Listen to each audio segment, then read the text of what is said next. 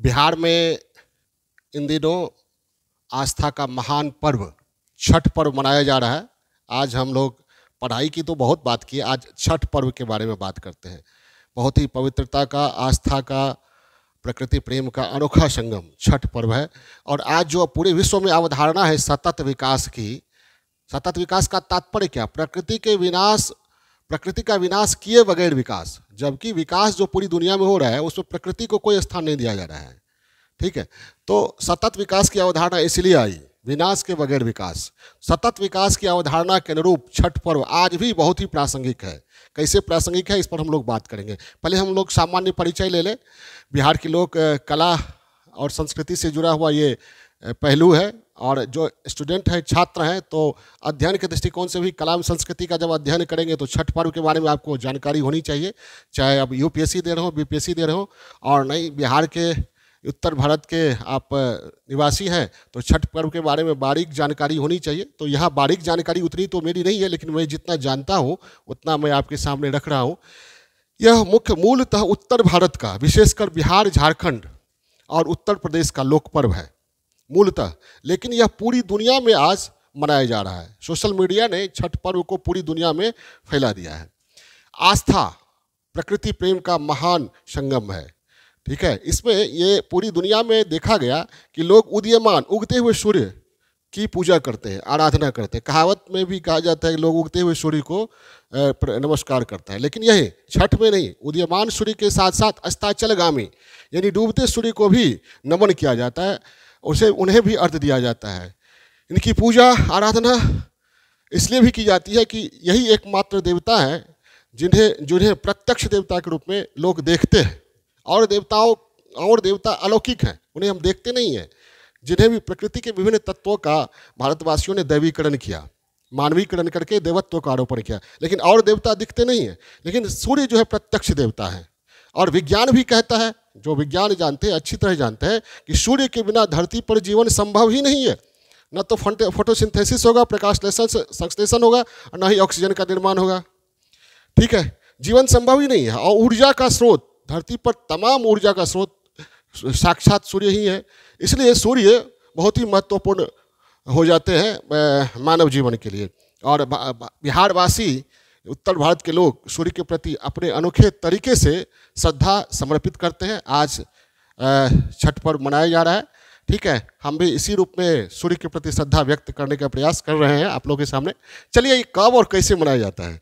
तो हमारे यहाँ उत्तर भारत में, बिहार में 2 बार मनाया जाता है। एक चैत्र मास में चैती छठ कहा जाता है, और कार्तिक छठ जो अभी मनाया जा रहा है, आजकल मनाया जा रहा है। ये कार्तिक मास में शुक्ल पक्ष की षष्ठी को मनाया जाता है। और मूल रूप से छठ पर्व 4 दिवसीय होता है, और कार्तिक मास के चतुर्थी से ये शुरू होता है, शुक्ल पक्ष की चतुर्थी से। शुक्ल पक्ष याद रखिएगा, कृष्ण पक्ष नहीं, शुक्ल पक्ष की चतुर्थी से आरंभ होता है।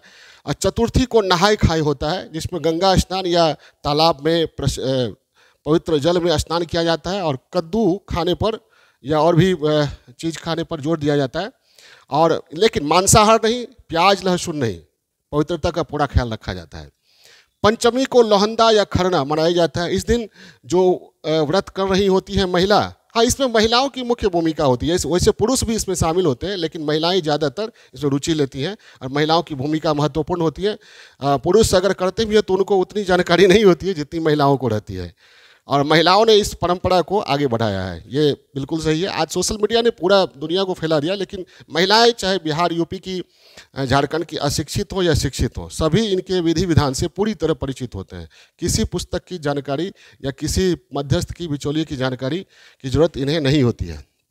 जो व्रती होती है छठ करने वाली, वो दिन में उपवास करती है, और शाम में खीर, रोटी और केला को प्रसाद के रूप में स्वयं खाती है भगवान को चढ़ाने के बाद। उसके बाद और लोगों को भी प्रसाद दिया जाता है।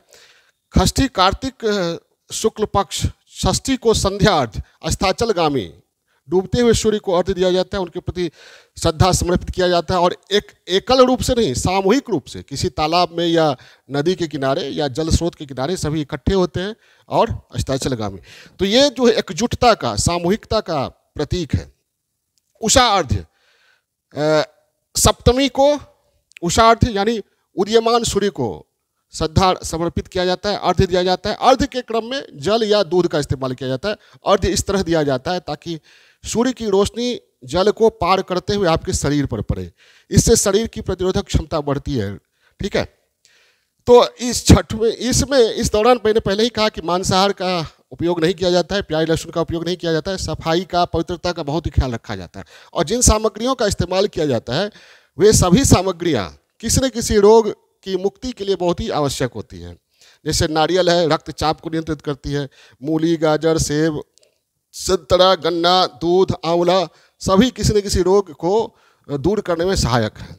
अब इस छठ पर्व के बारे में मान्यता क्या है, क्या मिथ है, क्या इतिहास है, इस पर हम लोग बात करते हैं। कहा जाता है जो भगवान सूर्य की जो किरण है उन्हें उषा कहा गया, उन्हीं को छठ माता के रूप में पूजने की परंपरा रही है। ये भी कहा जाता है कि जब श्री राम विवाह उपरांत अयोध्या आए थे तो माता सीता ने सपरिवार छठ व्रत किया था, छठ सूर्य की पूजा किया था संकटों को दूर करने के लिए। ये कहा जाता है कि वनवास जाने के क्रम में माता सीता ने मुंगेर में जो कष्टहरणी घाट है, गंगा में कष्टहरणी घाट पर उन्होंने छठ पूजा किया था और तभी से ये प्रचलन आरंभ हुआ। ये भी कहा जाता है कि महाभारत में ये चर्चा है कि अज्ञातवास के दौरान पांडवों ने अपने संकट को दूर करने के लिए, पांडवों के संकट को दूर करने के लिए द्रौपदी ने छठ पूजा को आरंभ किया था। ये भी एक मान्यता है कि प्रकृति ने स्वयं को 6 भागों में बांटा, जिसमें छठे भाग को मातृदेवी छठ के रूप में मान्यता दी गई। छठ माता को ब्रह्मा की मानस पुत्री माना जाता है। ये मिथ के बारे में, इसमें तर्क तलाशने का प्रयास मत कीजिएगा, ये मिथ है हमारे बीच जो प्रचलित है। ठीक है, भविष्य पुराण में यह कहा गया है कि श्री कृष्ण के पुत्र सांब थे जो कुष्ठ रोग से पीड़ित हो गए, तो श्री कृष्ण ने उन्हें सलाह दिया कि सूर्य की किरण के सामने आप यज्ञ कीजिए। सांब ने यज्ञ किया और वे कुष्ठ रोग से मुक्त हो गए। तो स्किन डिजीज को दूर करने में वैसे ही सूर्य की जो किरण है वो काफ़ी महत्वपूर्ण रही है। एक हेलियोथेरेपी होती है, रश्मि चिकित्सा, जिसमें सूर्य की किरण का इस्तेमाल कर कोल्ड से कैंसर तक का इलाज किया जाता है। विज्ञान से ये प्रमाणित हुई है। अब ऐतिहासिक प्रमाण सूर्य पूजा का क्या है, तो हड़प्पा सभ्यता जो 5000 साल पुरानी सभ्यता है उसमें स्वास्तिक के निशान मिलते हैं और स्वास्तिक का सीधा संबंध सूर्य पूजा से है। तो इस तरह यह पता चलता है कि सूर्य पूजा का साक्ष्य काफ़ी प्राचीन है, काफ़ी पुरातन है। शुंग काल में, मौर्योत्तर काल में, शुंग काल में बोधगया के मंदिर में जो रेलिंग लगाई गई उस पर भी सूर्य के चित्र के निशान मिलते हैं। पाल काल में सूर्य के कई मूर्ति कई मंदिरों में मिलते हैं, काले बेसाल्ट पत्थर से बनी हुई या चमचमाते कांसे की मूर्ति। एक ऐतिहासिक तथ्य ये के द्वारा यह कहा जाता है कि सूर्य पूजा का बिहार, यूपी, झारखंड में जो प्रचलन हुआ वह मगध से आरंभ हुआ। यहाँ जरासंध के पूर्वज एक राजा थे जो कुष्ठ रोग से पीड़ित हो गए और उन्होंने सूर्य चिकित्सा के दौरान आरोग्य को प्राप्त किया, स्वस्थ हुए। तो उनकी पत्नी ने सूर्य के प्रति, भगवान सूर्य के प्रति श्रद्धा अर्पित करने के लिए व्रत आरंभ किया, पर्व आरंभ किया। उसी से छठ पर्व का आरंभ मगध में हुआ। और मगध में जो यह प्रचलन आरंभ हुआ वह माना जाता है कि मूल रूप से देव में सूर्य मंदिर है, वहीं से लोक पर्व के रूप में इसका प्रचलन आरंभ हुआ। आज यह पूरी दुनिया में फैल चुका है। अब देखिए, छठ पर्व आज भी ज़्यादा प्रासंगिक है, यूँ कहिए पहले से ज़्यादा प्रासंगिक है। क्यों? क्योंकि आज आबादी बढ़ रही है और लोग अपने सुख सुविधा पर तो ध्यान दे रहे हैं, लेकिन सामूहिक शहरी या मोहल्ले के या पूरे नगर के, गांव के स्वच्छता पर ध्यान नहीं देते हैं। ठीक है, और सरकार समाज पर थोपती है, समाज सरकार पर थोपती है। लेकिन छठ पर्व ऐसा है जिसे कहा जा सकता है कि यह प्राचीन भारत का स्वतः स्फूर्त स्वच्छ भारत अभियान रहा है। स्वयं सरकार और समाज दोनों की ओर से पूरे शहर को, नगर को, गांव को, मोहल्ला को स्वच्छ करने का प्रयास किया जाता है। और एक विशेष बात यह है कि छठ पर्व के दौरान बाहरी स्वच्छता पर ही जोर नहीं दिया जाता है, आंतरिक मानसिक स्वच्छता पर भी जोर दिया जाता है। यह माना जाता है कि आपके अंदर कोई द्वेष, बैर भाव, अनैतिक भावनाएं नहीं होनी चाहिए। इससे पहले ही मैंने कहा, माना जाता है कि जब हम अर्घ्य देते हैं तो अर्घ्य देने के दौरान जब सूर्य की किरण पानी के बीच से गुजर कर शरीर पर पड़ती है, प्रिज्म सिद्धांत कहता है इससे शरीर की प्रतिरोधक क्षमता बढ़ती है।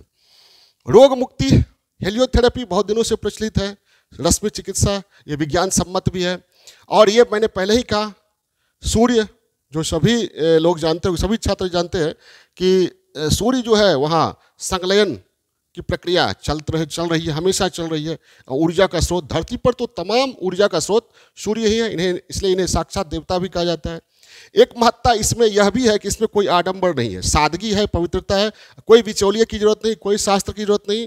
ठीक है, परंपरा से एक पीढ़ी से दूसरी पीढ़ी तक ये छठ पर्व के विधि विधान के बारे में चलता आ रहा है।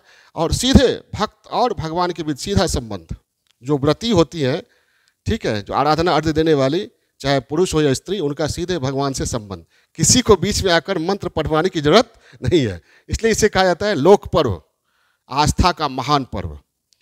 और प्रकृति के विनाश के बगैर विकास की जो अवधारणा है, सतत विकास, जो आज मानव सभ्यता का महत्वपूर्ण गोल है, लक्ष्य है, जिस पर अगर मानव सभ्यता ने ध्यान नहीं दिया तो मानव सभ्यता का विनाश तय है। तो उस अवधारणा के अनुकूल छठ पर्व आज भी काफ़ी प्रासंगिक है, क्योंकि इसमें जितना प्रकृति के प्रति प्रेम और प्रकृति के प्रतिनिधि सूर्य के प्रति प्रेम, वनस्पतियों के प्रति प्रेम, स्वच्छता के प्रति प्रेम, पवित्रता के प्रति प्रेम जितना इस पर्व में दिखाया गया है, शायद ही दुनिया में कोई ऐसा पर्व हो। मैंने ये नहीं कहता हूँ कि और संस्कृतियों में ऐसे पर्व नहीं होंगे, लेकिन यह भारतीय संस्कृति का अनोखा पर्व है और अनास्था तनाव के दौर में आस्था का महान पर्व है यह। इसके बारे में कोई कुछ विशेष कहा ही नहीं जा सकता है। ठीक है, तो ये आस्था का महान पर्व है और इस पर्व के अवसर पर भगवान सूर्य आप सभी को स्वस्थ रख के दीर्घायु करे। इसी के साथ इस वीडियो का समापन करते हैं।